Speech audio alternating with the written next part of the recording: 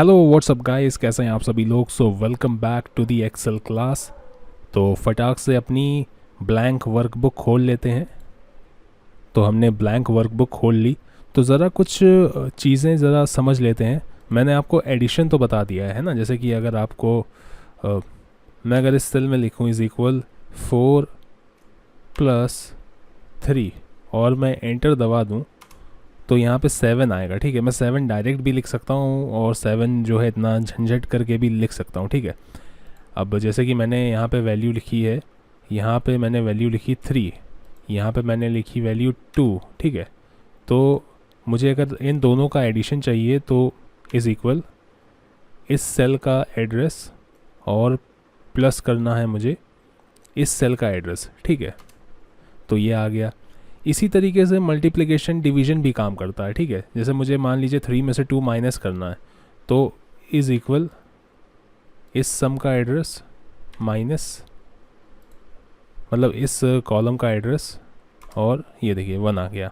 और अगर मुझे मल्टीप्लाई करना है तो मल्टीप्लाई के लिए क्या करेंगे, इज़ इक्वल लिखेंगे ये, और ये स्टार वाला सिंबल लगाएंगे जो आपको 8 नंबर की की पे मिलेगा। ठीक है, और जहाँ ऊपर जहाँ पे 1 2 3 4 5 6 7 8 लिखा रहता है, मैं यहाँ पे कीबोर्ड खोल के आपको दिखा देता हूँ। आपको यहाँ पे मिलेगा ये इस जगह पे। ठीक है, इस की पे आपको ये मिलेगा। तो शिफ्ट के साथ आपको दबाना है, उसके बाद हम ये ले लेते हैं। हाँ, इसके साथ मल्टीप्लाई कर रहे हैं हम, तो हमको 6 मिल जाएगा। डिवीजन के लिए हम क्या करेंगे, इज़ इक्वल 3, इसको डिवाइड करने के लिए ये वाला हमारा सिंबल यूज़ होगा। इससे हम डिवाइड कर देते हैं और हमको वैल्यू डेसिमल में मिल जाएगी। तो ये हमारी वैल्यू आ गई। अब कितने डेसिमल हमको लगाने हैं, जैसे यहाँ पे तो सिंगल डेसिमल लगा हुआ है। ठीक है, जैसे हम यहाँ पे जाएं और यहाँ से इंक्रीज़ और डिक्रीज़ कर सकते हैं डेसिमल को।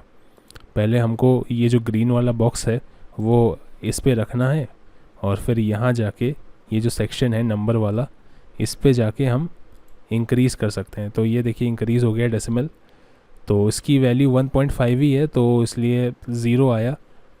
लेकिन जैसे अगर हम कुछ करें, हम करें इज़ इक्वल 22/7। ठीक है, तो इसकी वैल्यू बहुत बड़ी है, तो यहाँ से हम डेसिमल इंक्रीज़ कर सकते हैं।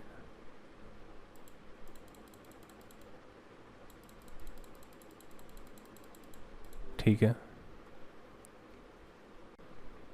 तो ज़रा एक नई चीज़ देखते हैं। ठीक है, तो मैं यहाँ पे क्या करूँगा, मैं फ़ाइल पे जाऊँगा, फ़ाइल पे गए और प्रिंट पे क्लिक किया मैंने। तो जब मैं प्रिंट पे क्लिक करूँगा, यहाँ पे लिख के आएगा we didn't find anything to print, क्योंकि हमने तो शीट पे कुछ लिखा ही नहीं था, तो प्रिंट कुछ होगा ही नहीं। ठीक है, तो यहाँ से वापस आते हैं, और जैसे ही हम यहाँ से वापस आएंगे, यहाँ पे कुछ डॉटेड लाइंस आ जाएंगी। यहाँ पे देखिए आई और जे कॉलम के बीच में एक डॉटेड लाइन आ गई है। ये जो लाइन है ये बीच से थोड़ी थोड़ी सी ब्रेक है, और अगर मैं नीचे जाऊँ तो यहाँ पे 47 और 48 रो के बीच में भी जो है ये डॉटेड लाइन आ गई है। इस डॉटेड लाइन का सिंपली मतलब ये है कि लाइन के इस तरफ जो हिस्सा होगा वही पेपर पे आएगा, और जो लाइन के बाहर चला जाएगा वो हिस्सा पेपर में नहीं आएगा। ठीक है, तो इस सेक्शन के अंदर जो कुछ मैं लिखूँगा वो पेपर पे आएगा और बाहर नहीं आएगा। ठीक है, ओके। सो पेपर का प्रिंट देखने के लिए कि प्रिंट कैसा आ रहा है, पहले हम एक छोटा सा डेटा बना लेते हैं। तो यहाँ पे मैं सीरियल नंबर लिख देता हूँ। मैं बेसिकली एक बहुत छोटा सा बिल बना रहा हूँ। यहाँ सीरियल नंबर हो गया, यहाँ प्रोडक्ट हो गया, यहाँ पे प्राइस हो गया। ठीक है, तो मैं क्या करूँगा, मैं यहाँ पे कुछ चीज़ों के नाम लिख देता हूँ मैं यहाँ पे।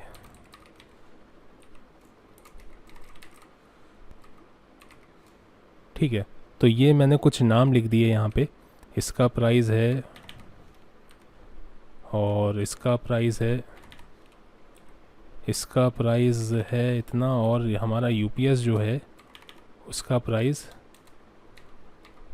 इतना है। ठीक है, एक यहाँ पे टोटल का सेक्शन बना लेते हैं। जो कि हम यहाँ पे लिखेंगे, टोटल निकालेंगे। यहाँ पे सीरियल मैंने आधा अधूरा लिख दिया, तो सीरियल नंबर, ठीक है। यहाँ पे मैं 1 लिखूँगा, यहाँ पे मैं 2 लिखूँगा, और ऐसे इसको ऐसे ड्रैग कर लेंगे, ठीक है। वैसे कुछ ज़्यादा कुछ था नहीं यहाँ पे ड्रैग करने के लिए, लेकिन वो मुझे आपको करके दिखाना था, इसलिए मैंने ऐसे कर दिया, ठीक है। और यहाँ पे लिखेंगे is equal some, bracket open, multiply लगा दिया गलती से मैंने, ब्रैकेट ओपन, और उसके बाद ये C2 में लिखा हुआ है तो कोलन लगाएंगे, और ये गया है C5 तक, तो सबका सम आ गया। थोड़ी सी फॉर्मेटिंग भी कर लेते हैं। ये जो हेडिंग्स हैं इनको यहाँ से एक कलर दे देते हैं, सेम कलर इसको भी दे देते हैं यहाँ से, और ये हमने कलर दे दिया, ठीक है। अब कंट्रोल P दबा के भी हम देख सकते हैं कि प्रिंट कैसा आ रहा है, ठीक है। कंट्रोल P उसका शॉर्टकट है, तो शॉर्टकट से चेक करते हैं। तो देखिए अब पेपर पे हमारा जो डेटा है वो कुछ ऐसा आ रहा है, ठीक है। अब आपने एक चीज़ ये नोटिस करी होगी कि जो एक्सेल शीट पे लाइंस एंड कॉलम्स आते हैं, यानी कि जो वर्टिकल लाइन, हॉरिजॉन्टल लाइन और उस लाइन से बने हुए कॉलम आते हैं, वो पेपर पे नहीं आ रहे हैं। उसका रीज़न ये है कि वो जो है वो हमारे समझने के लिए बने हैं, हमारे लिए काम इजी करने के लिए बने हैं, लेकिन वो फॉर्मेटिंग का हिस्सा नहीं है। फॉर्मेटिंग का हिस्सा ना होने का मतलब ये है, जैसे हमने किसी फ़ॉन्ट को छोटा कर दिया, बड़ा कर दिया, ग्रे कलर कर दिया, रेड कलर कर दिया, या फिर सेल का कलर ब्लू कर दिया, हमने वाइट कर दिया, ये सब हमारी फॉर्मेटिंग है। लेकिन वो जो वर्टिकल लाइन, हॉरिजॉन्टल लाइन जो है वो फॉर्मेटिंग नहीं है, तो वो पेपर पे नहीं आएगी, ठीक है। लेकिन अगर आप चाहते हैं कि पेपर पे लाइंस आए, या आप चाहते हैं किसी सिलेक्टेड जगह पे लाइन आए, तो उसके लिए हम यूज़ करते हैं बॉर्डर, ठीक है। जैसे मान लेते हैं मुझे इसके चारों तरफ एक डब्बा बनाना है, ठीक है। ये जो छोटा सा हमारा एक बिल बना है इस पेपर पे, इसके चारों तरफ एक बॉक्स बनाना है, तो क्या करेंगे, इस पे क्लिक करेंगे, इसके राइट साइड वाले एरो पे जाएंगे, इस पे क्लिक नहीं करेंगे, राइट साइड वाले एरो पे जाएंगे, यहाँ से चूज़ करेंगे हम आउटसाइड बॉर्डर, ठीक है। लेकिन अभी ऐसे नहीं करेंगे, अभी तो हमने सेलेक्ट ही नहीं किया है। पहले अपना डेटा ऐसे करके सेलेक्ट करेंगे, फिर यहाँ जाएंगे, फिर आउटसाइड बॉर्डर सेलेक्ट करेंगे, और ये इसके चारों तरफ जो है एक डिब्बा बन के आ जाएगा। हो सकता है ये डिब्बा आपको यहाँ पे क्लियरली ना दिखे। हम प्रिंट प्रीव्यू खोलते हैं, और ये देखिए डिब्बा बन के आ गया।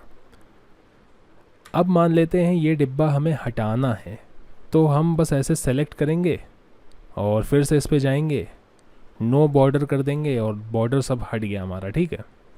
अब मान लेते हैं कि हमको खाली एक सेलेक्टेड जगह पे डिब्बा चाहिए, तो मैं बस इतना हिस्सा सेलेक्ट करता हूँ, फिर इस पे जाते हैं, इसको कर देते हैं आउटसाइड बॉर्डर। अब ज़रा एक बार प्रिंट देखते हैं कैसा आएगा, प्रिंट प्रीव्यू। तो ये देखिए जो बॉक्स है वो खाली नीचे आया, ऐसा इसलिए हुआ क्योंकि हमने वो चीज़ सेलेक्ट करी थी बस, ठीक है। इसको हटा लेते हैं, कंट्रोल Z से भी हटा सकते हैं, मैंने कंट्रोल Z से हटा दिया, नो बॉर्डर करके भी हटा सकते हैं, ठीक है।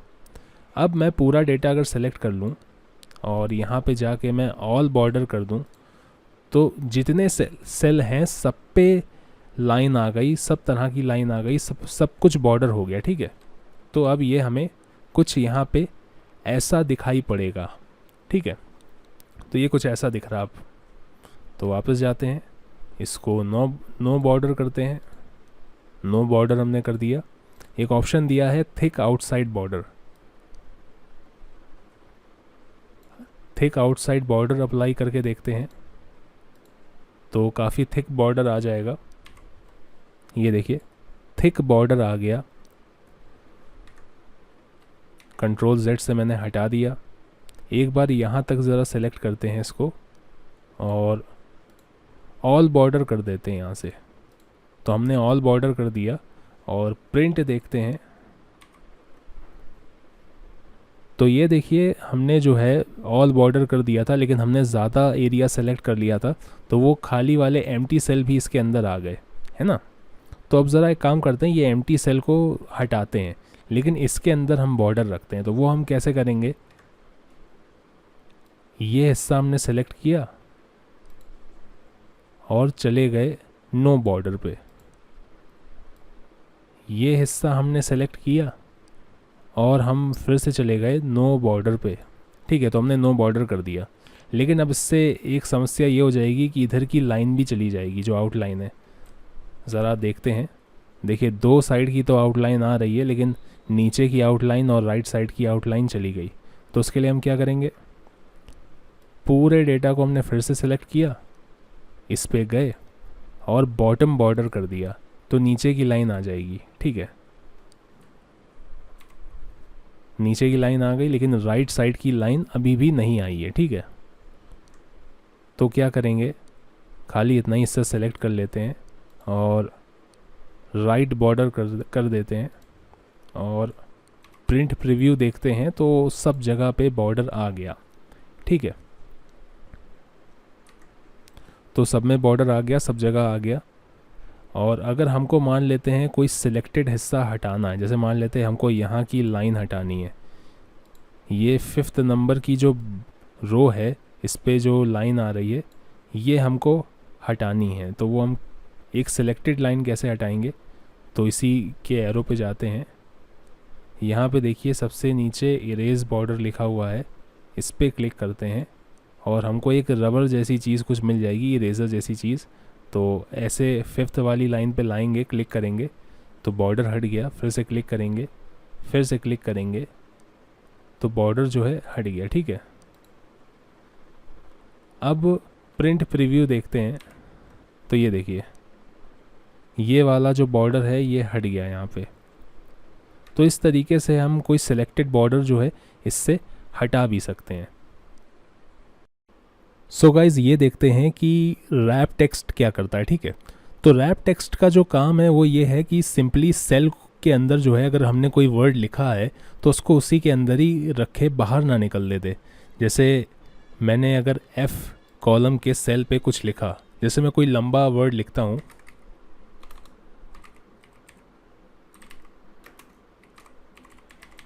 कस्टमर सपोर्ट मैंने लिख दिया।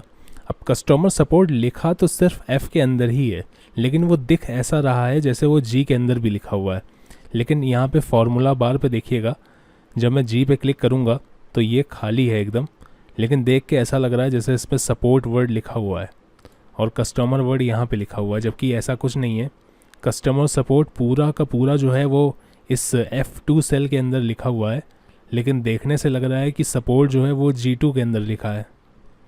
तो इसको सही करने के लिए हम क्या करेंगे, F2 सेल पे क्लिक करेंगे हम, जिसमें हमने कस्टमर सपोर्ट लिखा है, और रैप टेक्स्ट पे क्लिक कर देंगे। और अब आप देखिए क्या हुआ कि वर्ड जो है हमारा थोड़ा सा गायब हो गया। अब अगर हम इस रो को थोड़ा सा स्ट्रेच कर दें तो ये देखिए इसके अंदर ही आ गया। ये कई बार क्या करता है, ये अपने आप भी जो है रोज़ एंड कॉलम को स्ट्रेच कर देता है, खुद से ही कर देता है। जैसे कि मैं यहाँ पे कोई वर्ड लिखता हूँ, मैं यहाँ पे कुछ लिखता हूँ, ठीक है, यहाँ पे मैं लिखता हूँ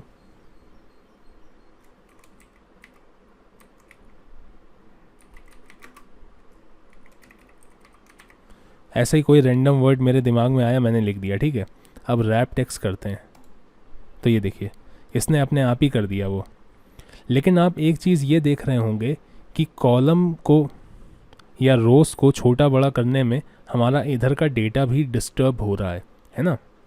तो अगर आप ये चाहते हैं कि हमारा इधर का डेटा डिस्टर्ब ना हो, लेकिन हम जो है सेल बड़ा कर दें, तो वो तो पॉसिबल नहीं है, क्योंकि अगर हम इस सेल को ऐसे बॉक्स के जैसा बनाएंगे, अगर हम इसको चौकोर करेंगे तो इधर के सारे जो सेल हैं वो भी चौकोर हो जाएंगे, क्योंकि हमको इस पूरी रो की हाइट को इंक्रीज़ करना पड़ेगा। अगर ये जो प्राइस वाला है, अगर मैं इस कॉलम को ऐसे अगर बड़ा करूँगा तो सारे के सारे कॉलम, पूरा कॉलम ही बड़ा हो जाएगा ये, है ना। तो कोई एक सेल बॉक्स की तरह हो जाए, बाकी सारे वैसे ही रहें, उसके लिए हम क्या कर सकते हैं, उसके लिए हम ये कर सकते हैं कि हम बीच के कुछ सेल को जोड़ के एक सिंगल सेल बना दें, और वो काम हम यहाँ पे करते हैं जहाँ पे मर्ज इन सेंटर लिखा हुआ है, ठीक है। हालांकि मर्ज इन सेंटर का मतलब ये होता है कि जो उसके अंदर वर्ड लिखा है उसको सेंटर में कर दो, और यहाँ पे और भी बहुत सारे ऑप्शन होते हैं, मर्ज एक्रॉस होता है, मर्ज सेल होता है, और अगर हम मर्ज करके सेटिस्फाइड नहीं हैं तो अनमर्ज भी कर सकते हैं, ठीक है। तो देखते हैं इसको करके भी। तो सब वापस पहले जैसा कर देते हैं। तो इस बार क्या करते हैं, इस बार यहाँ के ये 3 सेल और ये 3 सेल, टोटल 6 सेल्स को एक साथ मर्ज कर देते हैं। तो ये हमने सेलेक्ट कर लिए 6 सेल, और यहाँ पे जाके सिर्फ मैं मर्ज सेल्स सेलेक्ट करूँगा, और ये देखिए ये मर्ज हो गया, ठीक है। तो ये मर्ज हो गया। अब अगर हमको इसको साइज़ में बड़ा करना है, ये जो वर्ड लिखा है, तो कैलिबरी के बगल में ये जो नंबर लिखा हुआ है हम इससे भी बड़ा कर सकते हैं।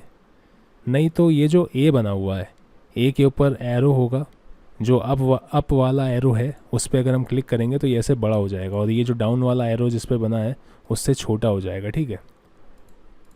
तो इससे भी छोटा बड़ा हो जाता है। तो हमने इसको बड़ा कर लिया, ज़रा इसको छोटा कर लेते हैं, ठीक है। यहाँ पे ये देखिएगा, ये अलाइनमेंट्स में कुछ लाइनें बनी हुई हैं। इनका क्या मतलब है? इनका सिंपली मतलब ये है, ये वाली जो लाइन है ये, इसका मतलब होता है टॉप, इसका मतलब होता है सेंटर, इसका मतलब होता है बॉटम। तो अगर मैं टॉप वाले पे क्लिक करूँगा तो ये देखिए हमारा जो वर्ड है ये टॉप पे चला गया, बॉटम से ये बॉटम पे यानी कि नीचे आ जाएगा, और सेंटर से ये बीच में रहेगा, ठीक है। अब ये जो नीचे बना है इसका क्या मतलब है? इसका सिंपली मतलब लेफ़्ट, राइट एंड सेंटर है। तो ये राइट चला गया, ये लेफ़्ट चला गया, और ये सेंटर आ गया।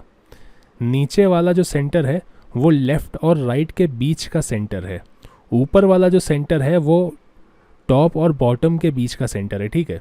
तो ये हम लेफ़्ट कर सकते हैं और इसको डाउन कर सकते हैं, या इसको हम टॉप कर सकते हैं और हम इसको राइट पे टॉप पे कर सकते हैं, या हम सेंटर पे राइट कर सकते हैं, या हम सेंटर पे सेंटर कर सकते हैं। दोनों जगह हमने एकदम बिल्कुल बीचों बीच कर दिया, ठीक है।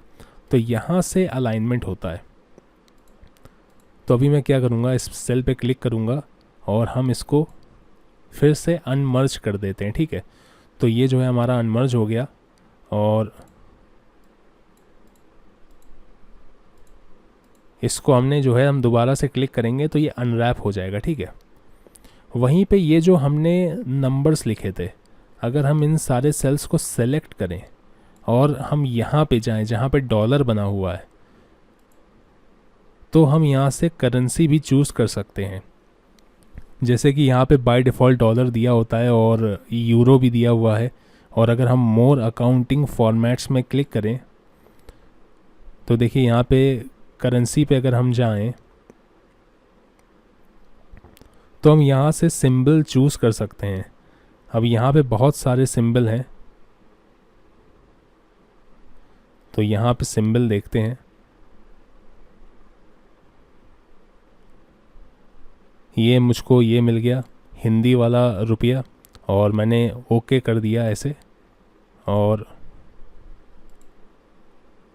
ये जब हैश बन के आ जाए तो इसका मतलब ये है कि सेल में जो है वो जगह कम है, मतलब कॉलम को हमको थोड़ा सा साइज़ बढ़ाना पड़ेगा। तो कॉलम को ऐसे बढ़ा देते हैं। अब देखिए ठीक हो गया। अब देखिए यहाँ पे रुपए का सिंबल बन के आ गया। और अब ये जो हमारे सेल हैं यहाँ पे ये एज ए करेंसी जो है वो डिटेक्ट होंगे। जर्नल का मतलब ये होता है कि मतलब जर्नल, उसमें कुछ भी हो सकता है, उसमें वर्ड्स भी हो सकते हैं, नंबर भी हो सकते हैं।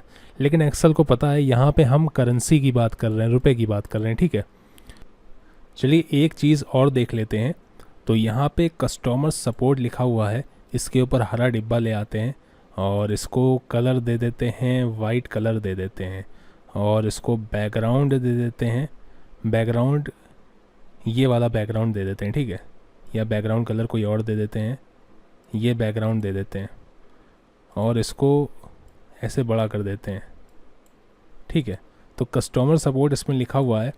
अब मैं ये चाहता हूँ कि मैंने जितनी फॉर्मेटिंग लगाई है इस पर, ये जो हरा कलर कह रहा हूँ, ये जो लाल कलर मैंने लगाया है, ये जो वाइट फॉन्ट मैंने लगाया है, ये मुझे हटाना है। तो वो हटेगा कैसे? देखिए अगर मैं यहाँ पे जाके सिर्फ डिलीट कर दूँ ना, डिलीट बटन दबा के, तो ये देखिए शब्द डिलीट हो गया, लेकिन ये कलर अभी भी वहीं पे है। तो कलर डिलीट नहीं हो रहा। तो ज़रा कंट्रोल Z करके वापस ले आते हैं, तो वापस आ गया। तो ये फॉर्मेटिंग हटाने के लिए क्या करना पड़ेगा, एकदम राइट साइड पे जाएंगे, यहाँ पे एक इरेज़र जैसा कुछ बना है, इस पर क्लिक करेंगे। क्लिक करने से पहले ये जो हरा वाला डिब्बा है ये ज़रा इसके ऊपर रख दें, तो इसके ऊपर आ गया। अब यहाँ जाएंगे, क्लिक करेंगे और क्लियर ऑल नहीं करेंगे, क्लियर फॉर्मेट करेंगे। तो जैसे ही क्लियर फॉर्मेट करेंगे ये देखिए सारी फॉर्मेटिंग हट गई इसके ऊपर से। ठीक है, तो आज के वीडियो में बस इतना ही, बाकी चीज़ें आगे आने वाले वीडियो में सीखेंगे। तब तक के लिए बाय बाय।